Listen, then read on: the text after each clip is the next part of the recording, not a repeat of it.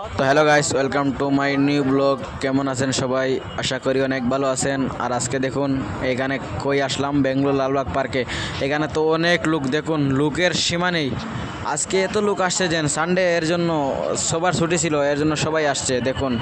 আর এখন যেটা ভিডিও আপনারা দেখতে পাচ্ছেন সেটা হয়েছে আইফোন 13-এর ভিডিও।